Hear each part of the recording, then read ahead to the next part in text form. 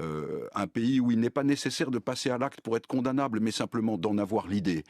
Rien de tout ça n'était concevable pour quelqu'un de ma génération. Et mon étonnement vient du fait que tout ceci s'est produit dans l'espèce de silence ouaté de la vie administrative auquel nous avons totalement cédé, à laquelle nous avons substitué notre idéal de la société politique elle-même. Il y a des spectacles qui, à moi qui étais un peu à l'étranger, me rappellent Sarajevo ou l'Afghanistan ou le pont de Mitrovica. L'autre jour, je traversais la place de la République.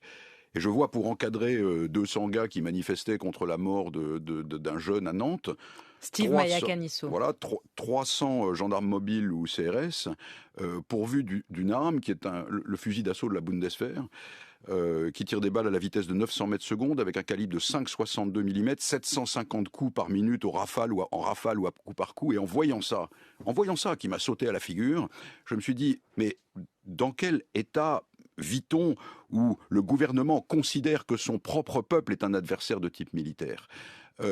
Et ce sentiment-là, je peux vous le dire, c'était rien, c'était place de la République, il y a des gens autour de moi, il était partagé de manière sensible par la quasi-totalité des gens avec lesquels je me trouvais. La liberté a déjà disparu. Nous sommes déjà dans un pays dans lequel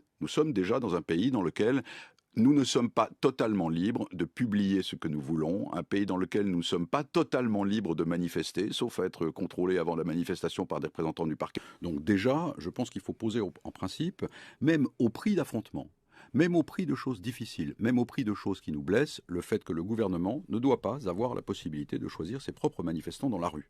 Ensuite, il peut y avoir des débordements. S'il y a des débordements, la justice pénale est là pour les réprimer. Et toute autre solution aboutit exactement au contraire de ce que nous avons voulu écrire dans la Déclaration des droits, c'est-à-dire que la liberté est un principe et la restriction à la liberté une exception. Si vous sortez de ce domaine, consistant à dire qu'avant l'acte violent, il n'y a rien, mais qu'après l'acte violent, vous pouvez les retrouver et les punir. Si vous sortez de ce domaine-là, vous rentrez dans un domaine où on assure la pacification apparente de la société par un contrôle administratif presque total. Ça s'appelle le totalitarisme.